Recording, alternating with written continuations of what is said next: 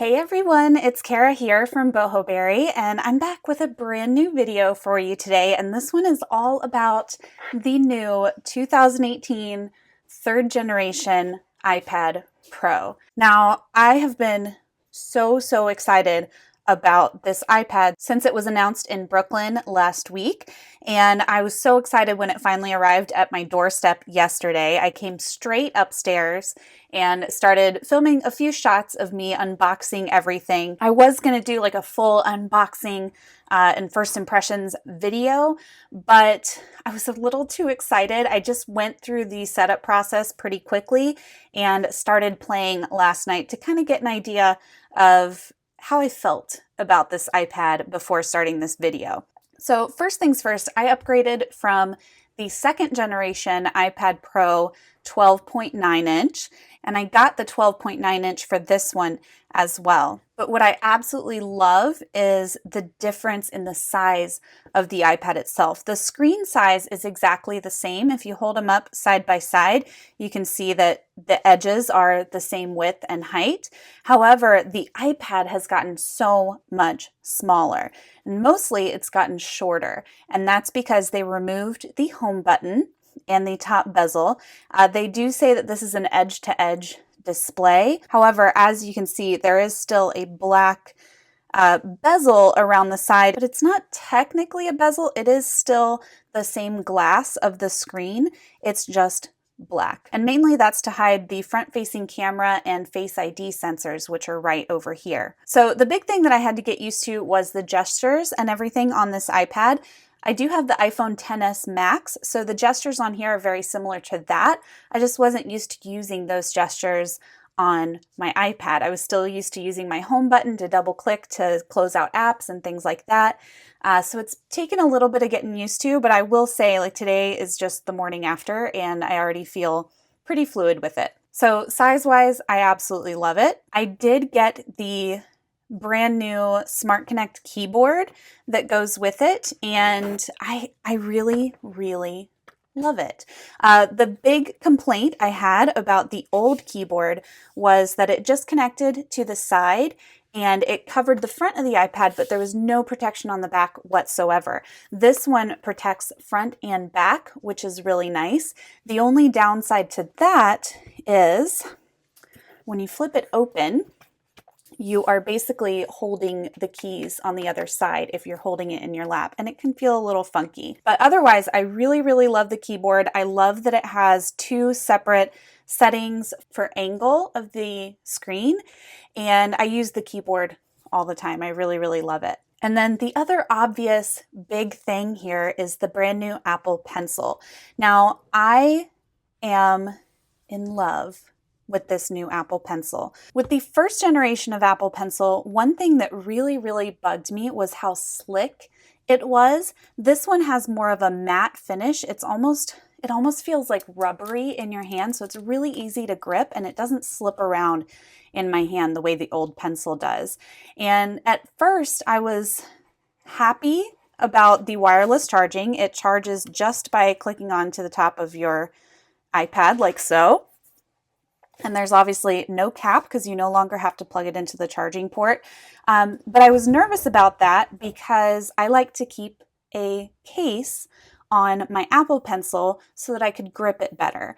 And I was so happy when I opened the box and pulled the pencil out and I felt how nice this feels in the hand. It feels very well balanced. It is a little bit shorter than the previous Apple Pencil, but this matte finish on it really feels super nice. The other really cool thing is if my iPad is asleep and I want to jot down a quick note somewhere, all I have to do is tap my Apple Pencil to the screen and it opens the Notes app for me and I can just start writing notes.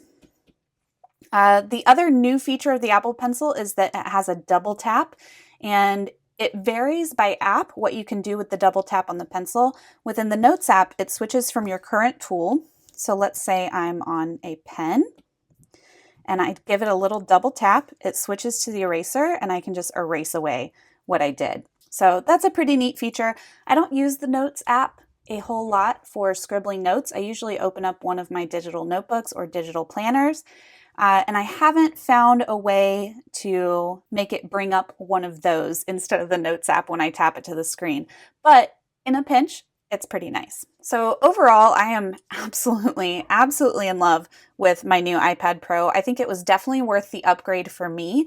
I did go from a 256 gig model to the 512 gig model. I thought about doing the terabyte, but if I'm being 100% honest, I was only about at 50% capacity on my 256 gig. So I don't think I'll ever even fill up the 512, but I got it because I want to do so much more on my iPad.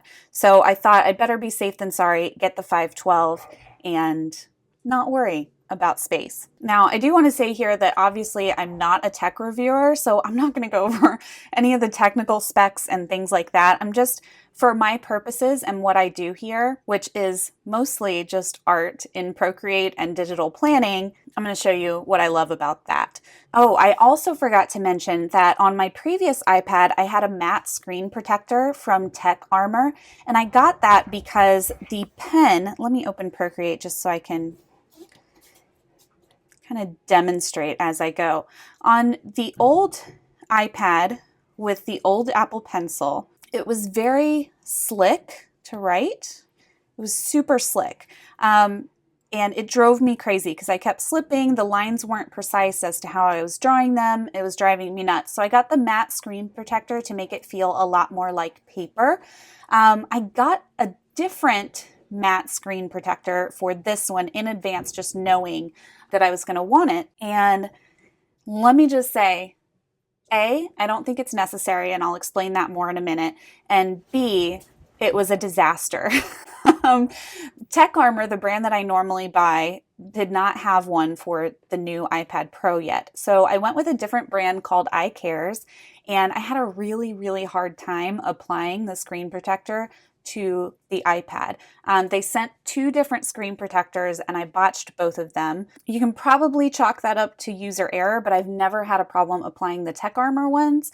Also, the iCares ones were just a plastic film, whereas the Tech Armor ones that I normally buy are like a tempered glass. So I think there may have been some difference there in application. And the biggest thing with the iCares screen protector was that when I had it on, it actually covered up the outer sensor for the Face ID. So I couldn't use Face ID on my iPad at all, which obviously kind of defeats the purpose.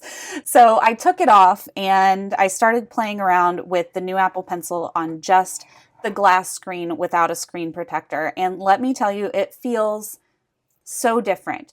It has a little more grip. And I really wanted to say that the nibs of the Apple Pencils were identical. They look identical, but they write slightly differently. There is a little bit more grip on the screen, and it really does feel more like writing on paper. So let me grab one of my favorite brushes, which is my handwriting brush. And let me clear this real quick. And just to give you an example, I'll make it bigger so I can write large enough for y'all to see. But in the past, this felt so slick and I just couldn't get used to it. Now it feels a lot more like writing on regular paper. And it's still not identical to writing on regular paper, but it's pretty good. It lost kind of that slick feeling that drove me to buy both the matte screen protector and the case for my pencil because the pencil itself was so slick. So I did spend a little bit more on the new Apple Pencil. It was $129, but I feel like I also saved money by not having to buy a case for it and also not buying a matte screen protector, although I did, but I got a cheap one. So I'm just going to call that a loss. All right, so that's pretty much my overview of what I love about the hardware and the Apple Pencil itself. I did have one question from a few people in our Digital Planners Facebook group that asked about transferring your artwork from one iPad to the other in Procreate. So I wanted to show you real quick how I do that. And it's a pretty simple process, but it can be very time consuming if you have a lot of artwork stored in Procreate, which I definitely do. So as you can see here, I have a ton of artwork. I think it was over 300 canvases. In each of these stacks, I could have, multiple artworks in each stack here. So it did take a pretty long time, but essentially what I did is I just went up here to select, and I tapped on each and every individual artwork and stacks, just one by one. And then once you have them all selected, I'm going to deselect some here because it would take forever. Let me just select one as an example. This one's a pretty big one. Then you would hit the share button, and image format, you want to do Procreate so it maintains all the layers and all the work that you've done. And then you just want to save all of your artworks to a file. So I'll go to my Files app here, Save to Files, iCloud Drive, and I actually created a folder in my iCloud Drive specifically for backups. So I have a backup that I did on November 5th, and then I also added some more artwork in between then. So I did another backup this morning just to get everything else onto my iPad. So you would just hit Add. There we go. And that would take a lot longer if you have a lot of artwork. And then you have those saved to your files. So when you log into your new iPad, you would simply swipe up, open your Files app. I like to do it side by side. It's totally up to you.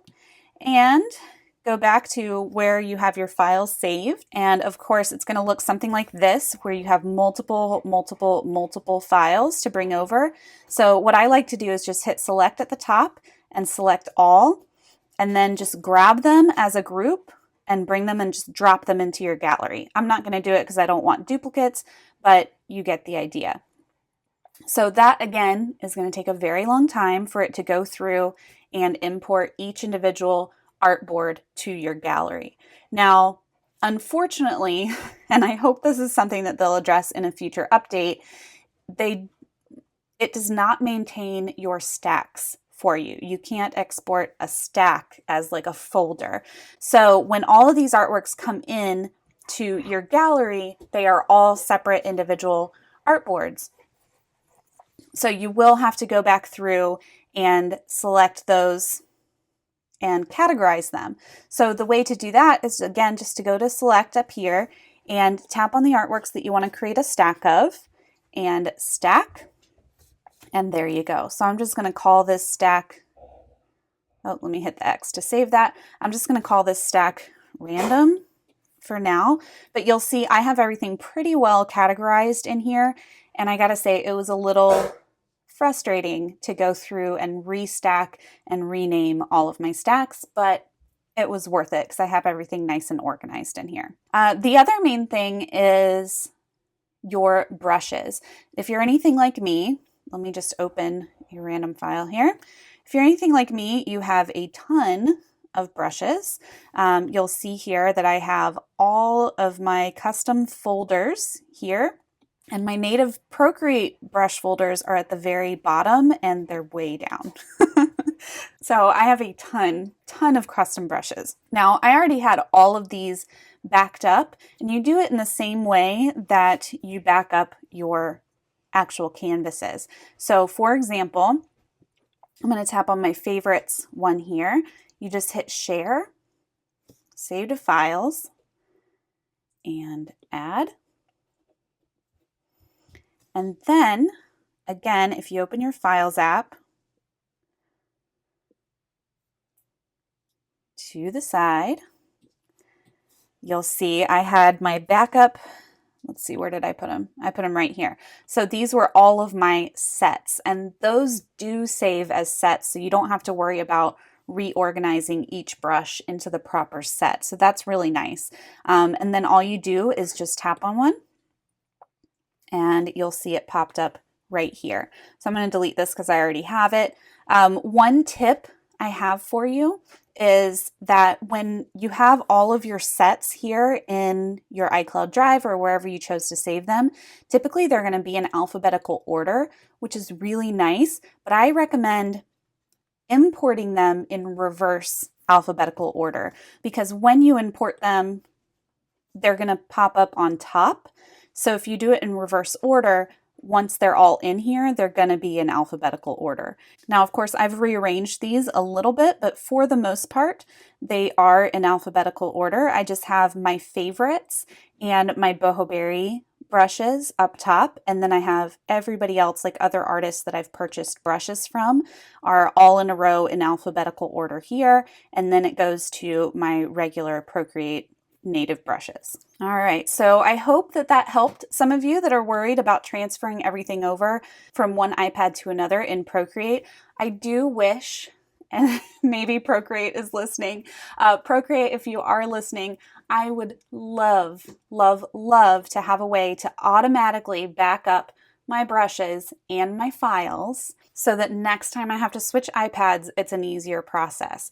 I guess I could probably go through and get rid of a lot of artworks that I really don't need anymore. But I kind of just like having all of my old work in here. Like, for example, we have lettering. Like, I have some of my older lettering pieces that they're really not very good. Like this one. I mean, it's really beautiful. I was very proud of this at the time when I created it, but now I look at it and my lettering has improved so much since then, and it kind of makes me proud of how far I've come, and I just don't want to get rid of it. I want to have that reminder in there when I'm looking through my lettering folder, if that makes sense.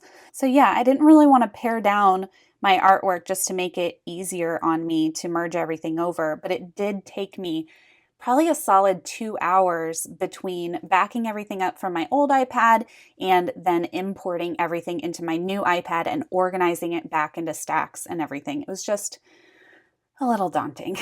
A little daunting. All right, y'all. That is going to do it for this video. I really just wanted to give you my first impressions and give you some tips on merging Procreate over to your new iPad. If you have any questions, let me know. Like I said before, I'm not a tech reviewer, so if you randomly landed on this channel just because of the title of the video, I'm sorry.